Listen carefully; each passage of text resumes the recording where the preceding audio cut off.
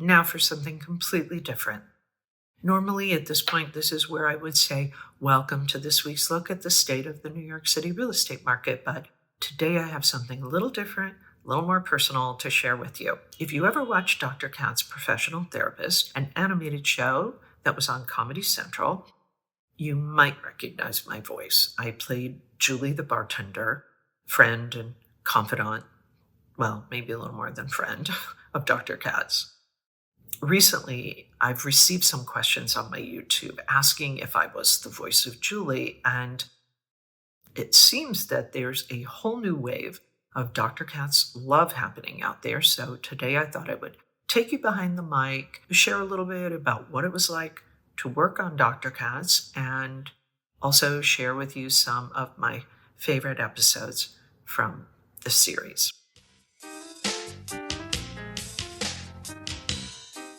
For those who haven't seen it, Dr. Katz, Professional Therapist, is about, yes, a professional therapist. Dr. Katz is a divorced father living with his 23-year-old son, Ben. He has a receptionist, Laura, who's a bit terrifying. And when Dr. Katz is not seeing patients, he likes to spend his free time with his friends, Julie and Stanley, at his local bar. A little bit about Julie.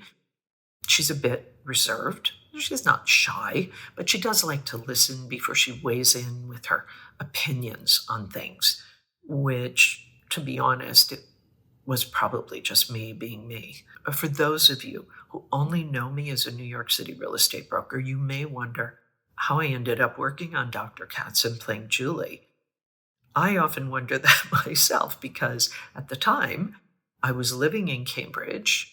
I was raising 3 very young children, basically functioning as the CEO of our family.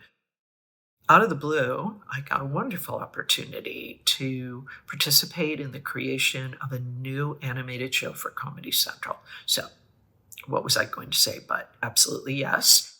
And I immediately signed on as associate producer, writer, and my favorite, playing Julie the Bartender. Here's a fun fact. These were the very early days of cable, and Comedy Central had no original programming. In fact, Dr. Katz became Comedy Central's first original show. Up until Dr. Katz, Comedy Central had basically been airing stand-up comedy shows, reruns of Absolutely Fabulous. Their demographic at the time was mostly college frat boys. And Comedy Central was looking to change all that, shake things up a bit. And that is what we delivered. I mean, of course, in the beginning, we had no idea what was going to happen. We had no idea that Dr. Katz would run for 6 seasons from 1995 to 2002. We would produce 81 episodes and win Cable Ace, Peabody, and Daytime Emmy Awards. In the beginning, we were just very excited at the opportunity to create something, which we did. And in the process, we did some things that hadn't been done before. One of the things that we did was re-recorded the audio in a converted kitchen pantry in the show's producer and co-creator Tom Snyder's house. We also used squiggle vision for our animation.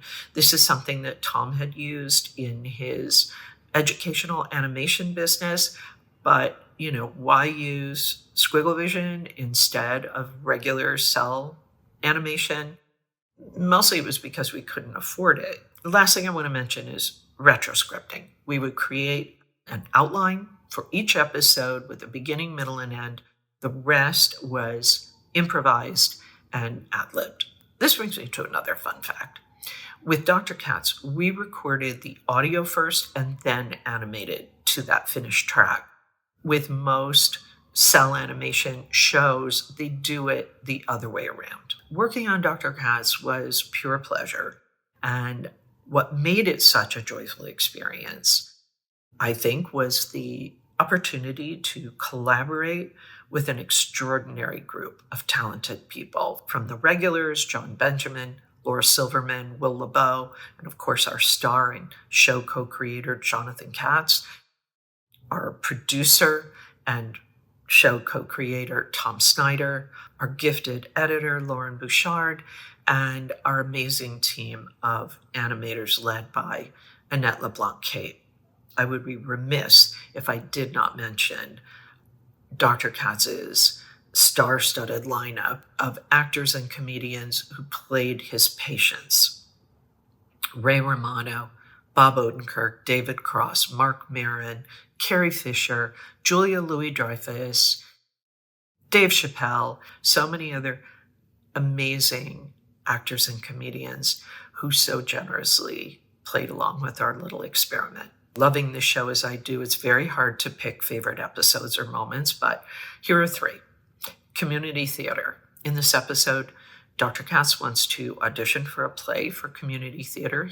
He enlists Stanley and Julie's help in preparing for this audition. And one of the reasons that I picked it is that we break a rule in this episode. A rule being that Julie and Dr. Katz never become romantically involved. However, in this episode, we get a glimpse of what might have happened if they had. The other reason that I picked it is Dr. Katz's audition for community theater is one of the most hilarious in the entire series.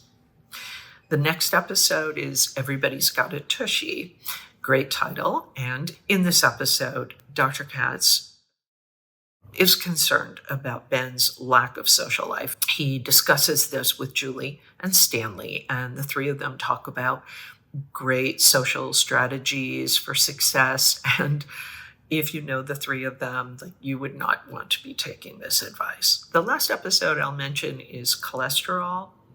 This is classic neurotic Katz. He's worried about his health, so Stanley and Julie offer their fitness advice. I picked this episode also because we break another rule in this episode as well. A rule being that Julie and Stanley and Dr. Katz are always in the bar. They don't leave the bar. We never see them outside the bar, except in this episode. We do see Julie and Dr. Katz outside of the bar. They're in Dr. Katz's office, and they are doing some very interesting things. As I've recently discovered, Dr. Katz still maintains its popularity, and I think it's remarkable that people are still discovering the show, rewatching the show, talking about it, even commenting on my videos about it, and it's just really amazing, and I love the show so much, so I'm just very grateful for all of that. It may be that Dr. Katz still resonates with today's audiences because, for starters, it is hilarious, but also that at its core, Dr. Katz is about love and human frailty. And let's face it, not only is that universally relatable, but it can also lead to some very funny things as long as they're not happening to us. Final fun fact, this quiet, under the radar little show, Dr. Katz, has ended up influencing so many other animated series. If you love Bob's Burgers, Home Movies, Archer, you can thank Dr. Katz for helping to pave the way. That's it. Thank you for watching. Before I go, though, I do have a question for you. If you've watched Dr. Katz, do you have any favorite episodes or moments or scenes? If you do, please post them below. I'd love to hear about them. And also, if you want more Dr. Katz throwbacks, or you want to hear my State of the Market report on what's happening in the New York City real estate market, please subscribe and stay tuned. So thanks again for watching, and until next time, I'll be in the bar, figuratively speaking, of course.